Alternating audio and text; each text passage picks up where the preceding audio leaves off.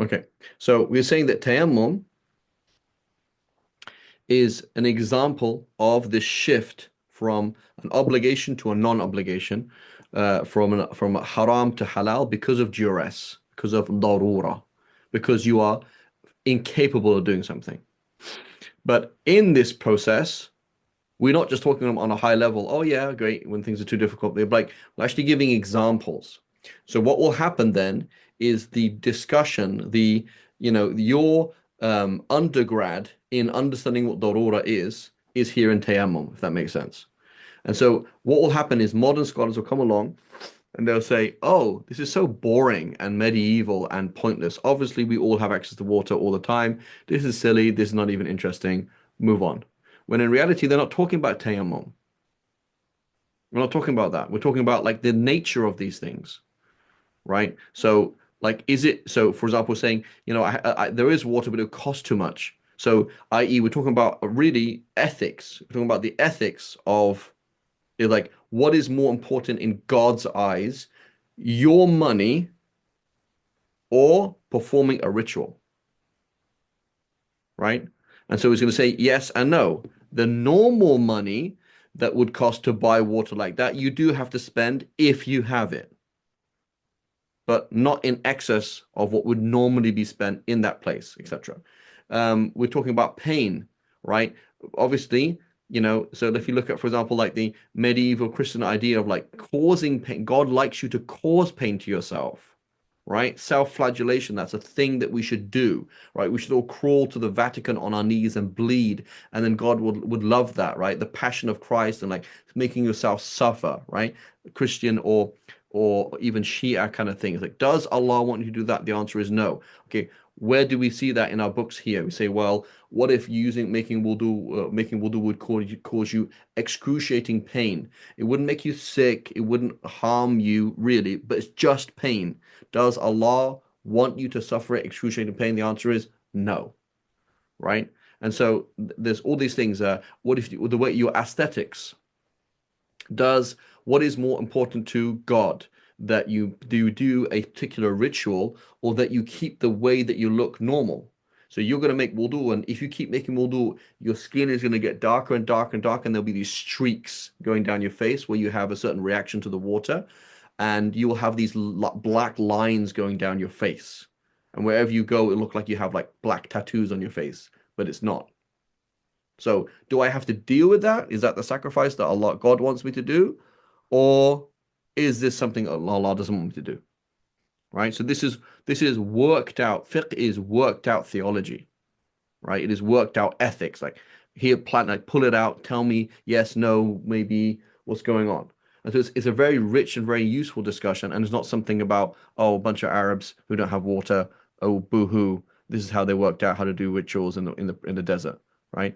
Many people they look at things like that, they kind of like, kind of look at Islam and say, oh yeah, it's because medieval world, Middle Eastern world, it's not. We're talking about big discussions, and they will copy. They will say copy and paste. Oh, what if someone were forcing you to sign this contract? And you say, what do you mean force? Because in my head now, you say force, I'm talking about duress. Duress, we talk about that in tayammum. So the lawyer now is going to go back to the bab of tayammum and say, Your Honor, this was duress. It's like, come on, he wasn't going to cut his hand off, he's just going to hurt him. Yeah, but it was excruciating pain. And so just as excruciating pain allows you to make tayammum here, excruciating pain itself is considered duress. And when he signed that contract, it wasn't a real contract, right? Can you see this? So it's a very important thing. This is why, remember one of my teachers, he said, like it's very important that somebody covers um, the whole of a fiqh book in one school because they see a whole dynamic system, right? Otherwise, it's like learning how to punch in karate, but not how to block. Like that doesn't make sense. It's one system, right? You learn how to punch in karate, but you didn't know how to stand in karate. That doesn't make any sense. So the boxing punch is one thing, karate punch is another thing, the boxing stance is one another thing, karate stance is another thing, but you have to learn that whole system. And otherwise, it's kind of like random. So this again, what will happen in the modern college, what will happen is today I'm doing my BA in Islamic Studies at some university in the Middle East, and they'll just generally introduce me to these topics in a very general sense without any details, and I don't really know what's going on, and it's not madhab specific, so I don't learn any key meta principles ever, right? It's like learning, I don't know, introduction to European languages. Okay, which European language can you speak? I don't know. But I'm just introduced in general to how European languages work. Right? It's not really doing anything. So tayammum, this is an important topic. It's not a pointless topic at all. Similarly, we also in tayammum, we also see things that are not duress proper, but they are widespread hardship and the lack thereof.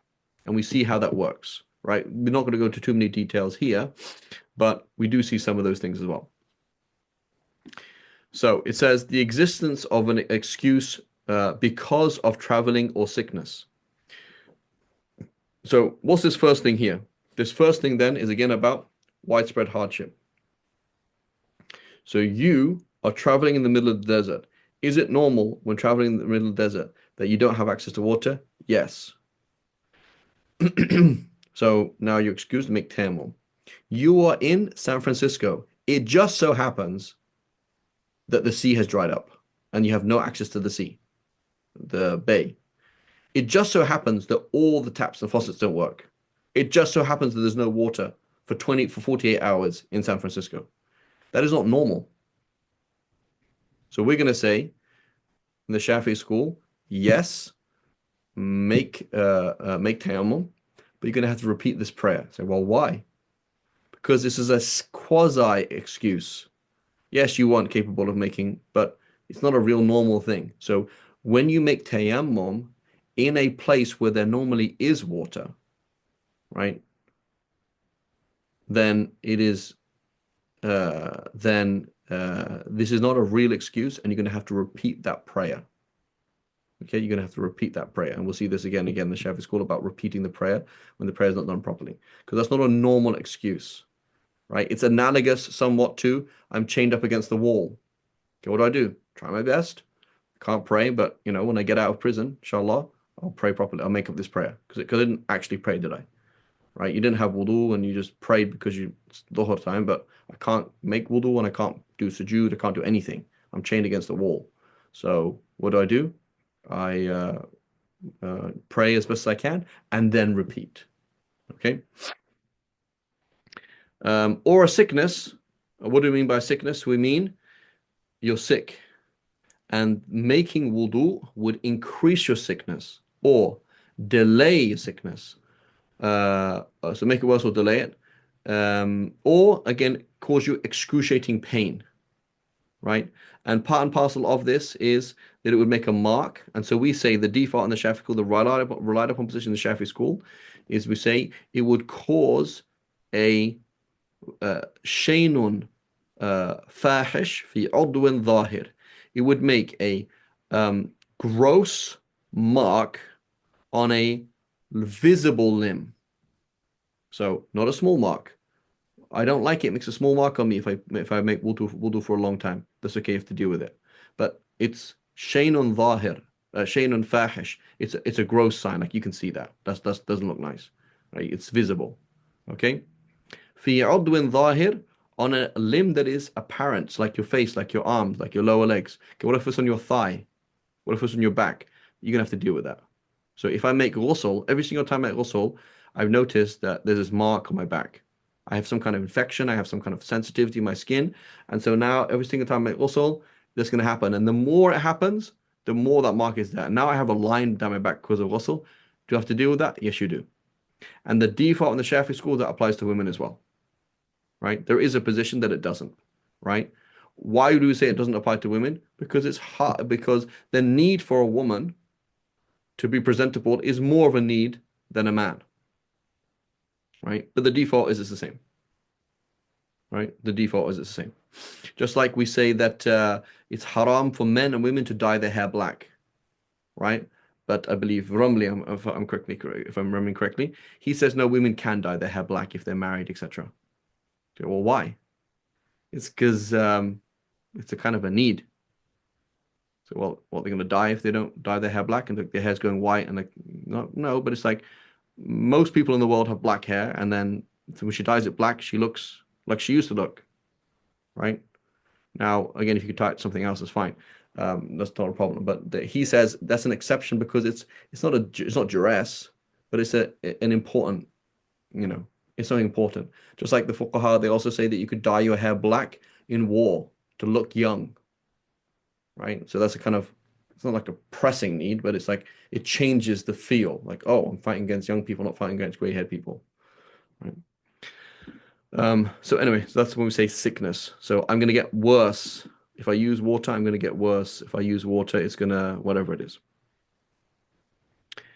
Um, okay, that's number A. Number two, that the time of the prayer has come in. So this comes to the philosophy of tayammum. What is tayammum?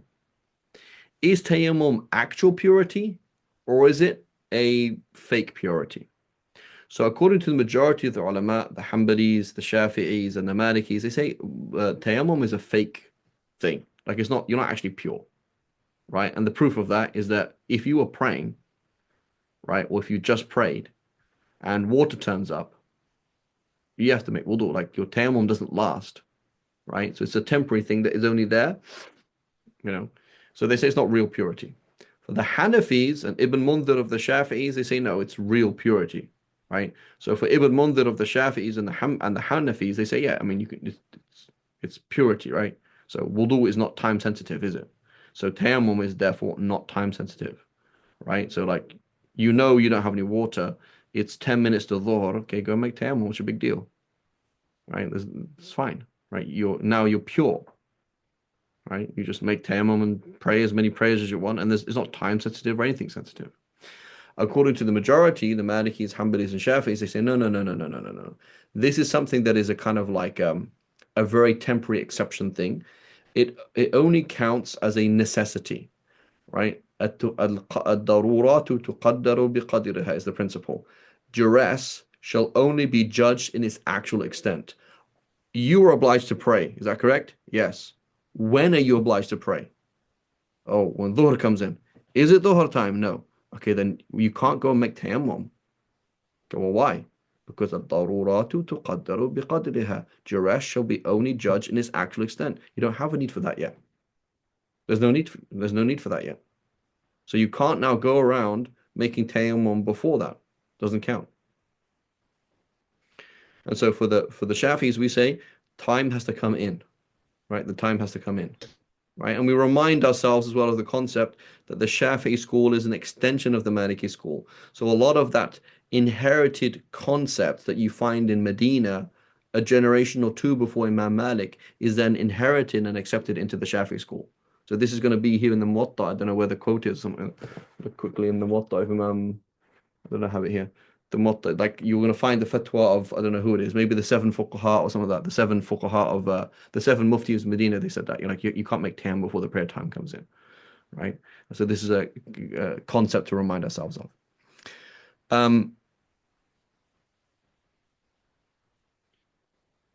Okay. So the prayer time has come in. Now, what if the prayer time? What if there isn't a prayer time? Like I just want to read Quran from the Mus'haf. So when's the time for that? There's no time for that. You can do that whenever you want. So if you're making tayammum to read Quran from the Mus'haf, that's fine. You can do that whenever you want. A woman, for example, she needs to make tayammum in order to be halal for her husband after she finished her period. So she doesn't have water to make ghusl, or she can't make ghusl for whatever reason. She can make tayammum instead. Same thing. There's no particular time for that. What if you just want to pray? Right? I'm just praying. I'm not praying any particular prayer. I'm just praying. In which case, there's no time for that. But otherwise, anything that has a time, such as duha, has a time. Tahiyyat, not tahiyyat, the 2 rak'ahs before dhuhr or 4 rak'ahs before dhuhr has a time, right? But tahiyyat al-masjid doesn't have a time, right? So, if it doesn't have a time, then if it doesn't have a time tied to it, that doesn't matter. Okay, seeking water. Okay, you actually, it says, فَلَمْ تَجِدُوا what is it? فإن كنتم على مرض إن كنتم على سفر أو كنتم مرضى أو على سفر فلم تجدوا ماء فتيمموا صعيدا طيبا. So Allah subhanahu wa ta'ala mentions if you are on a journey or if you're sick or you're on a journey and you don't find water, So seeking water is a prerequisite, right? You actually have to look for water. And again, Imam Shafi'i and the Shafis in general, what they do is they break this down into three levels. I can't remember the exact distances right now. Maybe I can just find it quickly. Um,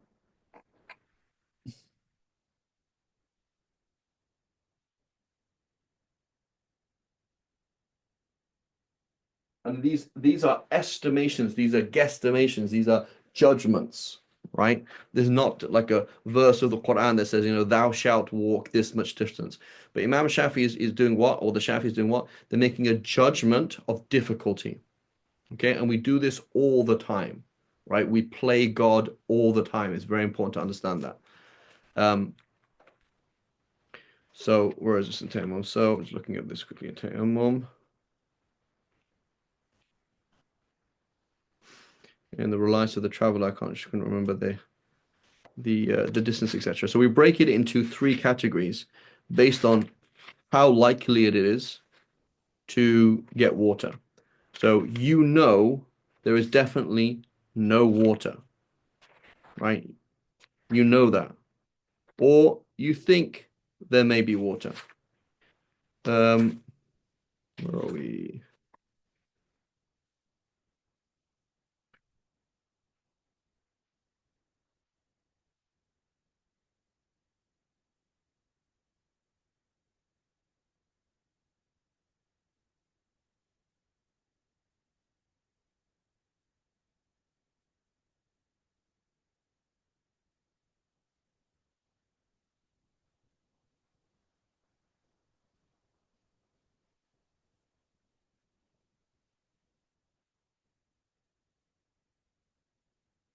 Right. So you have category number one. I know there is no water. Do I have to do it anyway? Is it a ritual? The answer is it is not a ritual. Seeking water is not a ritual, right? You're like, when I pray, I have to pray shoulder to shoulder. What if I don't like the guy? What if I have no intention of, it's like, it doesn't matter. It's a ritual. You have to do it anyway. I have to give salams to everybody? Yeah. Yeah, but I don't like him. It doesn't matter. It's a ritual. You have to do it whether you like it or not. Whereas looking for water is not a ritual. So if you know 100% there is no water around you, you don't have to do anything. Um, so it says, if it is possible, right, there may be water, then you're going to have to ask around, ask the people with you, look in your bag, etc. Um, right. And then there is this another scenario.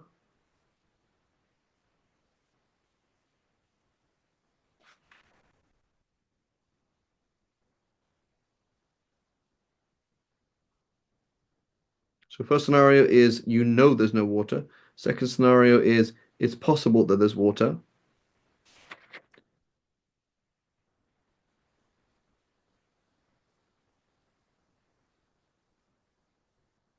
right?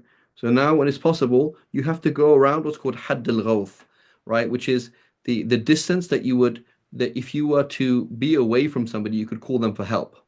So how far would you normally go, right? Away from the camp, the group that you're with. You're traveling in the desert, how far would you go away? Well, close enough to call people. Okay, that's the kind of distance you have to go to. You have to go beyond that. So you look around that kind of distance. What is it like? A couple hundred meters? How far can you shout? 500 meters? I don't know. So like you shout that kind of distance. Now, what if you know that there is water then? So I know that there isn't water. I don't have to look at all. There may be water this kind of distance, about 500 meters, right? That kind of distance approximately. Okay, what if I know that there is water? How far do I have to go?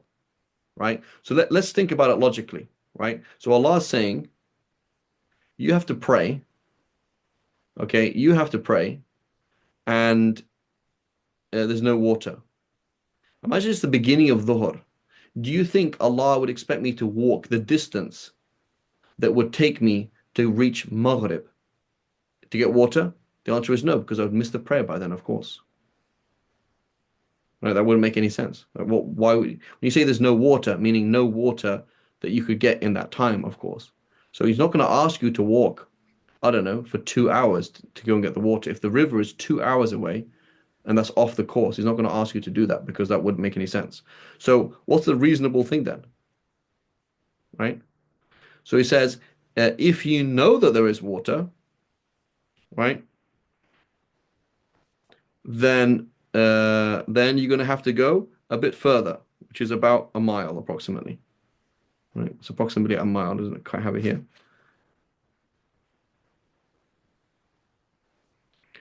So here the estimation is not how far you would go if you were to try and call back to your group, but how far would you go, for example, if you're going to go get wood, right? So you stop for the night and someone say, hey, go and get some wood. Like how far would you walk? Right? These are the estimations that they're using. Right? What's a reasonable thing that you can expect people to do? Right? This is the game that they're playing here. That they're just saying, well, it's a that would be a reasonable kind of distance, about a mile approximately. You're not going to walk more than a mile to go and get wood or to go and get other things that you need. Or to go and get, for example, to graze the crop, you'd graze the horses. You're not going to take them more than a mile away. So it's approximately that kind of distance. I don't have the exact distance here, but that kind of thing. So again, where do they get these distances? A judgment. Where does judgment come from? Being reasonable. Where does the, what is reasonable? Well, we look at the Sharia from this angle, from this angle, from this angle, we make an estimation. Do you think we could have another estimation? Of course we could, right? You could look at things in other ways. For example, um, the Malikis, they make again an estimation or a kind of judgment that they say if you have water but you couldn't make wudu in time to make then you can make tayammum. So imagine, for example, I'm downstairs. I have 1 minute left to pray. If I go upstairs, roll my sleeves up, turn the tap on, wash my face, arms, head, feet, I won't start praying by that time. So they say just make tayammum. How long is it to make you take tayammum? 3 seconds. Okay, just do tayammum quickly and start praying right now. So they say, given that Allah subhanahu wa ta'ala says, you won't be able to get the water by that time. That means that praying on time is a priority than of making wudu. So therefore, yeah, make tayammum if you don't have enough time left. Right? But the Shafis don't say that. The Shafis would say, well, they look at it a slightly different way. But these again, calls for judgment, ways of kind of playing with what are the priorities of the Sharia. Does that make sense? So we have to seek water. If you know there's no water, you don't have to do anything. If you think there may be water, approximately 500 yards, something like that, if I remember correctly. And I might actually have the diagram here. This is from like 10 years ago or something. Um, um,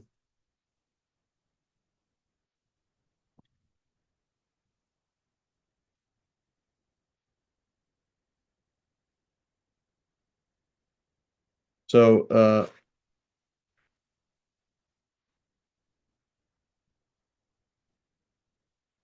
um, or if you know there is water, how far do you have to go? About a mile or something like that.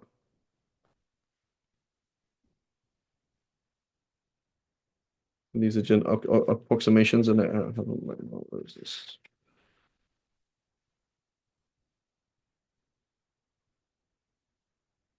It's on my notes from here. Long time ago.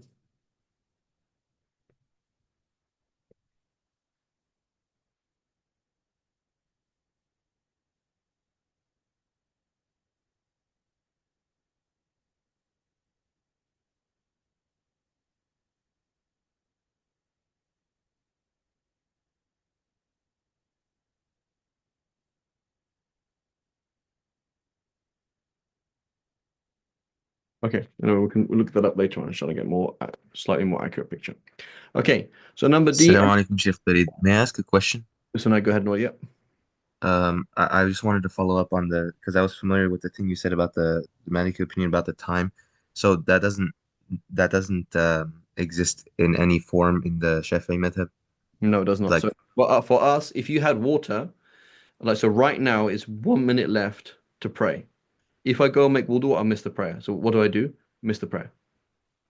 mhm. So go And ahead. then that's the same like if someone, for example, woke up with like a couple minutes left in Fajr and Exactly. they had to make ghusl, they would make ghusl even Again. if it went. So we would say yeah. So we would say the fact that you have water, right? فَلَمْ تَجِدُوا مَاءً. That's the condition. فَلَمْ تَجِدُوا مَاءً. You didn't find water. When you did find water, right? So in which case you are gonna pray, and even if it becomes qada, خلاص. Hmm. Okay. جزاكم الله خير. Yeah. Okay. But you do have to rush though, right? Yeah, So yeah, the like person woke as up. fast as possible. The person woke up like, dude, I'm not gonna make it. Run. It's like, well, I only have 1 minute. Yeah. Not possible. Okay. For the next minute, run. Okay, the minute's over. خلاص, you missed Fajr. خلاص, you missed it. Now you don't have to run anymore. But like you have to run. Like, oh, I'm gonna pray downstairs. Like, why are you praying downstairs? Just come out of the shower, just pray. You know? Hmm. So if the time is in, you have to do every. You have to miss. Or I gotta just pray with a towel on you. It's like, well, you know. Oh, that's weird. It's like doesn't matter how weird it is, right? You have to do everything. It's like if you're in now waqt al-hurma, which is it's now you're now in the final moments of the prayer, which normally does not allow you to pray on time. You then have to skip all sunnahs and everything else and just pray exactly where you are. Just pray, you know. But Hmm. once you've then in that situation, once in the process, the prayers expired, the prayer time is expired. You don't have to rush anymore. There's no need to rush. And Okay. in that situation, I just thought about it. If it gets to like right past sunrise, would one delay not to pray in the time of when the No. sun is rising? The Shafis we can pray when the sun's rising, it's fine. Oh, okay. Yeah, because it's qada. So Hmm. we can do any while the sun is rising, those makruh times, you can do any prayer that has a reason that comes before it. So a qada of a sunnah. So for example, like praying the 2 rakahs before Fajr, praying it after Fajr, Hmm. right? We can do that while the sun is rising, or qada of any prayers, or it doesn't matter what it is. Hmm. Okay. Okay. So an excuse or the incapacity to use water after seeking it. So I can see water. It's just there. Between me and the water is it's a stone's throw, but I can't get there. Okay, why? Because I get shot. Like if I got up and went to get the water, I get shot at. Oh, okay. I would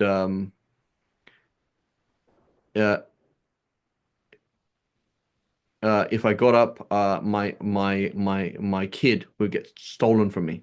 So I'm here with my child, and these people are trying to steal my child from me. If I got up and got the water, I he'll get stolen from me. So that's I don't have to do that. So there's an animal there, right? There's a lion there, right? And I can't do anything about it. Um, Incapacity, and so then we're going to say nadir and not nadir. What's rare and what's not rare. So we say, okay, how about this? I have water, but it's super cold. It's really, really, really cold. Okay, do you have anything to heat the water up with? No. So you're traveling in the middle of the Arctic with no heating supplies. Yes. It's not a normal situation to be in. Right? That's not a normal situation to be in. So in which case we're going to say, yeah, make tayammum, but repeat later on. Or it's all boiling. Is it normal to be in a place where all the water around you is boiling and you can't cool it down in any way? That's not normal. Right? So that's considered other nadir, right? An excuse, but it is nadir. It's rare. When nadir la hukma lahu, something that is rare has no particular consideration, right? Just like we say, a man, he doesn't have to wash inside his thick beard because it's difficult to wash inside his thick beard in wudu. But a woman would. Why? Isn't it hard for her? Women have beards sometimes. That's not fair. Why are you making it easier for him than for her? Because it's nadir, it's rare for a woman to have a beard. So therefore it's not excused. Right? Okay. So Can this I ask person one more question? just why don't I just repeat that one more time? So then in that situation where you have an excuse that is rare, so the lion is not rare, but we're talking about is like water. Like you have hot, all the water is too hot to use and you can't cool it down. All the water is too cold to use and you can't heat it up. Consider that to be rare.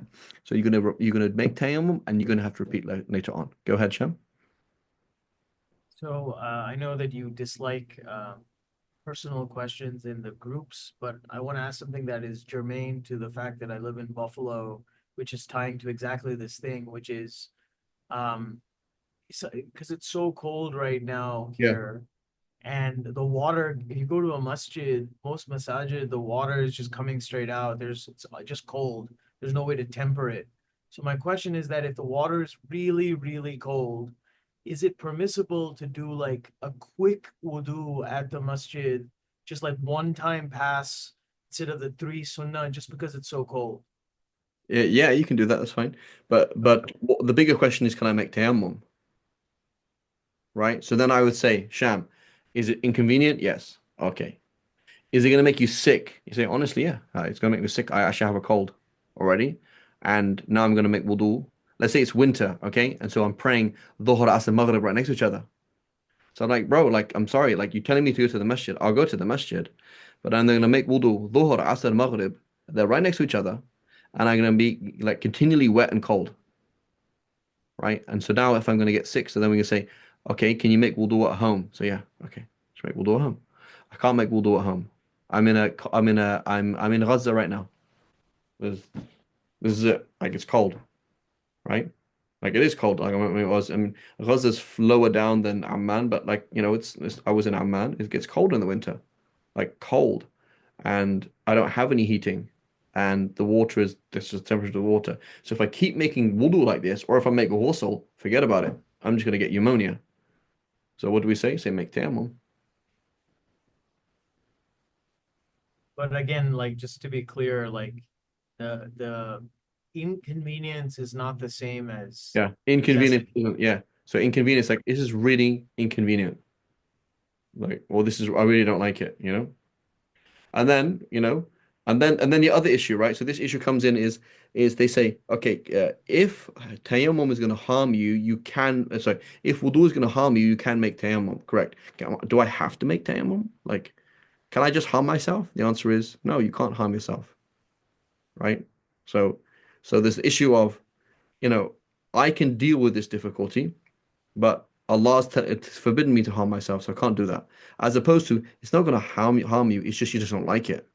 In which case, right, what did the Prophet ﷺ mention about the isbagh al-wudu al makarih is to make wudu properly when it's very hard. Like this is one of these things. Like people who walk to the prayer at night, right? In the past, when there was no street lights and just walking, you walk for like 15 minutes through the dark. It's hard. Like what's going to be out there? I don't know. It's hard. So generally speaking, going through hardships that don't harm you, this is something good, right? Something good. And so, I remember my dad saying, what is it? He said, I had to had to break ice to make ghusl once, or it's like that's hardcore. It's like, uh, so if it's gonna harm you, you shouldn't do it. But if it's not gonna harm you, just do it. That's what you should do. But it's better to not use really, really cold water. It's better to make wudu at home if you can, right? Again, sometimes it's not possible, right? But it's better to make wudu at home with nice warm water, or take your time. For example, have some boiling water that you can add it to it, or something. I don't know, right? It is makruh to use really, really, really cold or really, really, really hot water, right? The reason being because you most likely not going to make wudu properly, but it's still valid, right? The wudu is still valid, right? Okay, does that answer your question, Asham? Yes, just one quick follow-up Yeah. is it also makruh? And it's gonna sound funny when I say this, but is it makruh to use really, really cold water for istinja? No, it's not the same. I don't think. Okay, got it. But the issue then is harm, right? The issue is like, would this harm you? Yes, yeah, okay. So that's another issue. So things you have to like separate yourself. Like there's your pain or your inconvenience, and then you as somebody else. Like your body's not yours, right? Like it's not your body. It doesn't belong to you. So I was going to ask you in judgment, like, why did you harm yourself, right? I remember my brother visiting me as like, Barabai, speak Urdu. I always think whenever I'm speaking to somebody from India, they speak Urdu. But like, Barabai, like the big brother. So my big brother visited me in Jordan. He's like, Freed, wear socks for crying out loud. Like I'm just going around without any socks on, and it's like it's cold, right? Like wear socks. Oh, I don't really care. Because you're just like young and like brazen about like whatever. It's like no, like you do need to look after yourself. Like put some socks on, please, right? And when you're young, like, oh, I don't have time, I don't care about it. Like, make wudu and rush out of the house after I have time to dry my feet. So I'm like walking around like really cold feet all the time. It's like, that's just stupid. That's not noble. That's being reckless with a body. It's not your body, right? It doesn't belong to you. You're just being reckless, right? Which is not good, you know. So you have to have that kind of balance between like being reckless with something. Like that's not. I don't think we should be doing this. It's not a like sleep. Oh, pray to Hajj, pray to. It's like you need to sleep. Like, do you know the fact that you there's a slur in your voice, like you're not sleeping enough. And it's like your body is not yours. You need to look after it. So if you're one of those people who can sleep, can live on 5 hours, 4 hours of sleep, great. If you're not, then you don't have a right to take sleep away from a body that doesn't belong to you. So there's you got to kind of balance these things. Does that make sense, Sham? Yes, thank you. Right. So that's why Allah gives us parents and wives to knock sense into us. Alhamdulillah. Okay. So there's four integrals, obligations, right? Oh, so we didn't mix it. Sorry. An excuse or incapacity to after seeking it. So you have water, but you can't use it. So here's another excuse. I couldn't find it. So where's the water? Somewhere in the back of this truck. Well, where is it? I don't know. Somewhere in there. Well, let's look for it then. Oh, I can't find it. Or I forgot that it was there. So here's another thing that we talk about when we're talking about al-mashaqqatu tajlibu taysir, difficulty calls for need, right? It's got to be something that's common. That also can't be mixed with taqsir. It can't be mixed with shortcomings. So you can't get to the water. Well, it's somewhere in the back. Like just look a bit harder and I can't find it. But you know it's there though. Okay, so that's a bit silly, isn't it? Like you can't find it. Or there was water, you forgot about it, you made tayammum and prayed.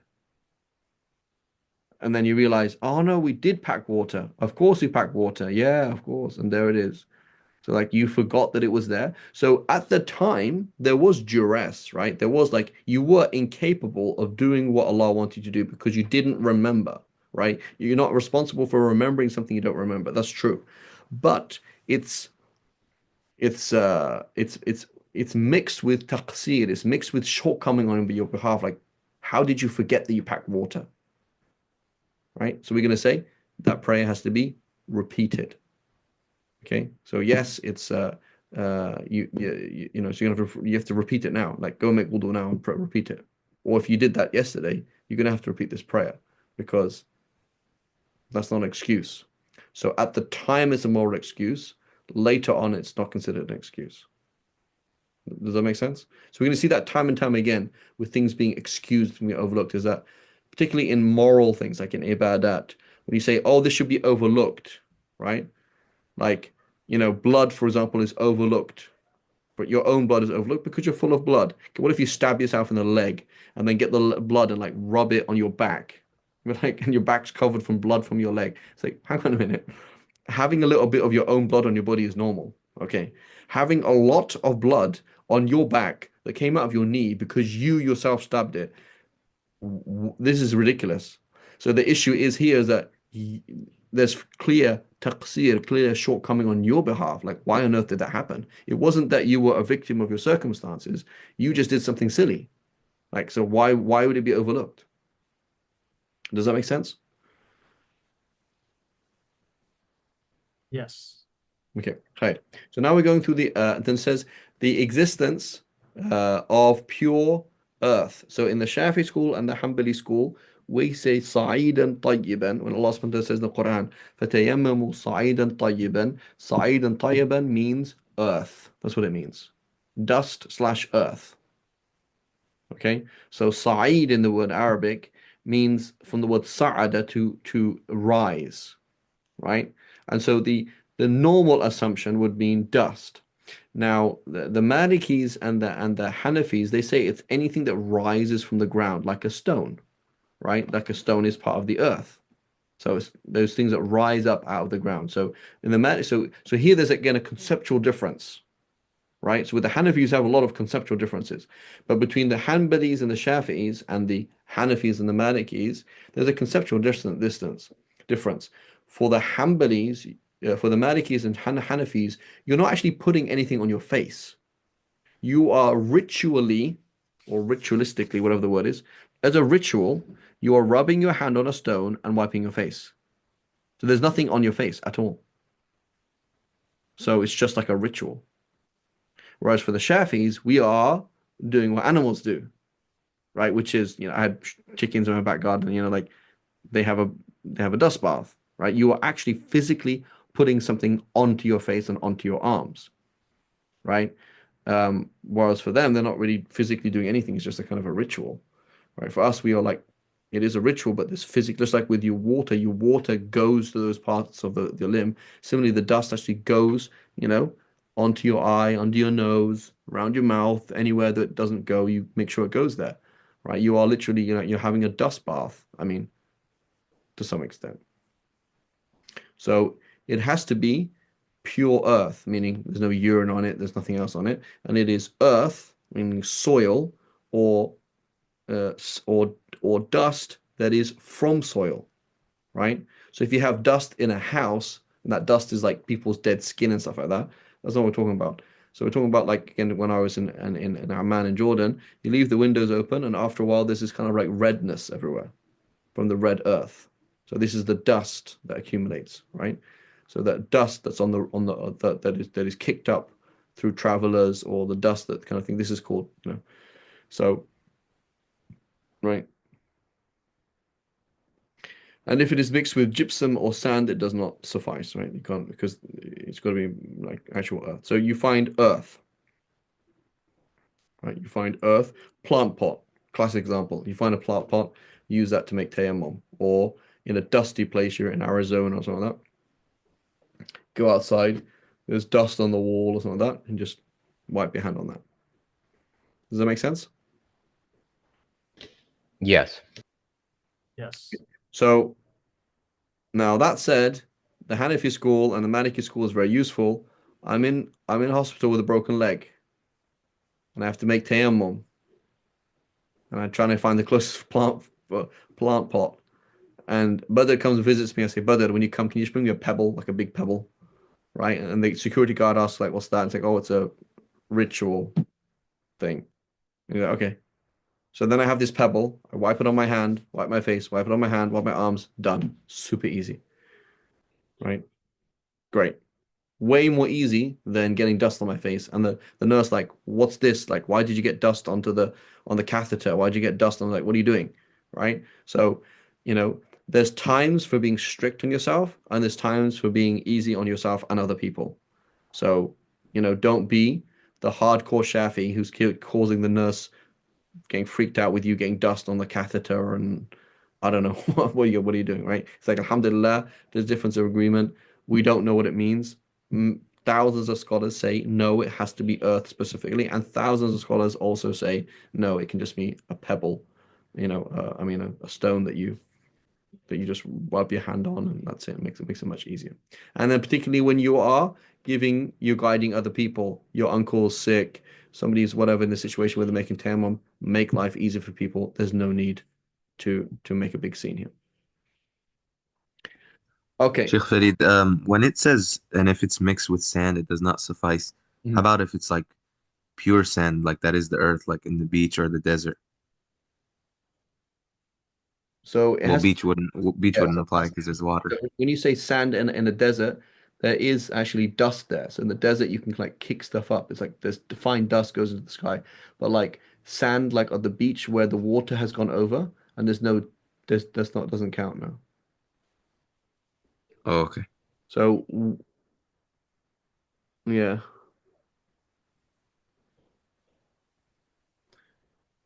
yeah. So this is going to be sand that has dust. So even like when you say sand in the desert, it's not all the same, right? It's not all like the beach. Like and it's not all the same kind of like it's not all that same kind of because like, I mean let's say on beach proper that's actually like stones, right? There's like stones that are pounded that have been ground down. It's slightly different to dust. Oh, yeah. Okay. And obviously at a beach, there's no place to make. Why would you make right? There's water, right? Yeah, yeah, exactly. Okay.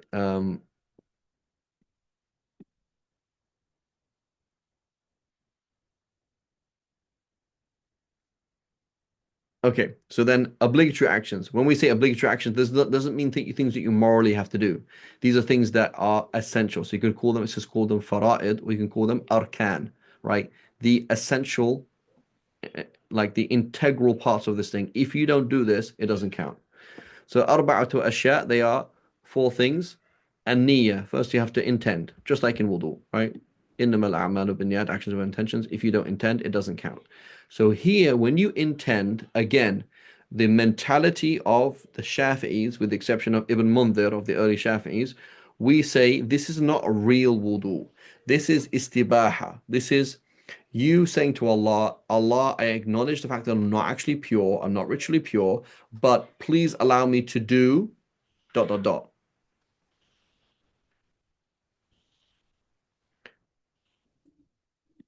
Okay? So now you're going to intend the thing that you're going to do. What is that thing that you're going to do? Okay? So is it you're going to do a fard? If you're going to do a fard, you can only do one fard.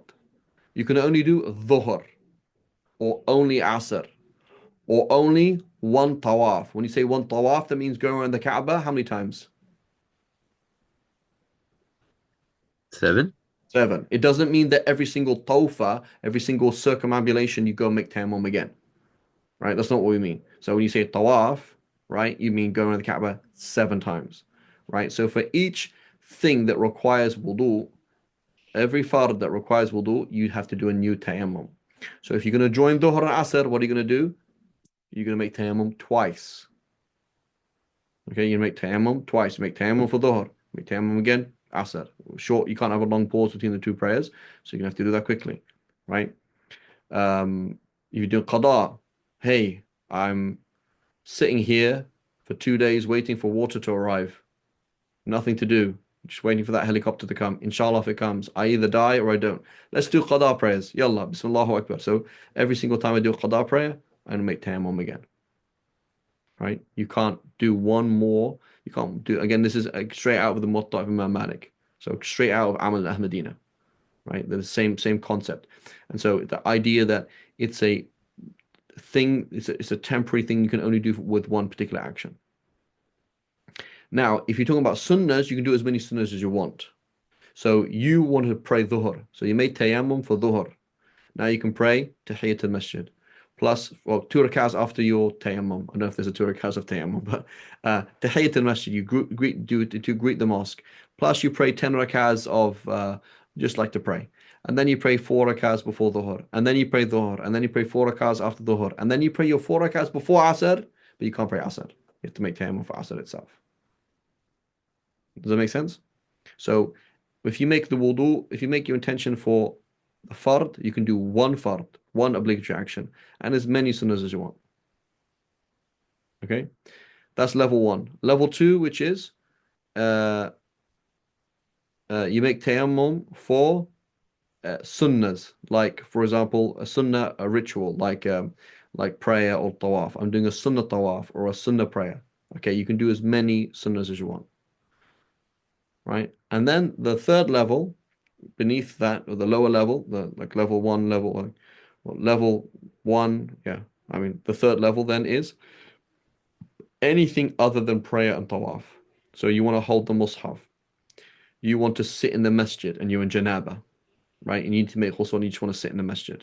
Okay, so go make tayammum, go and sit in the masjid.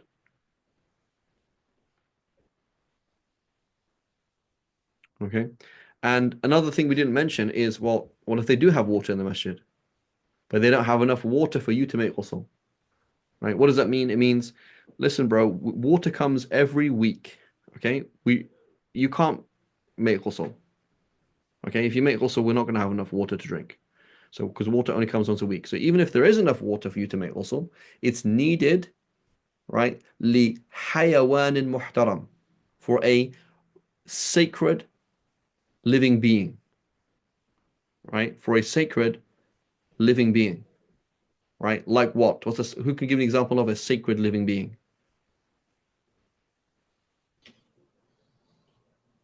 A person? A person, Muslim or non-Muslim? Either.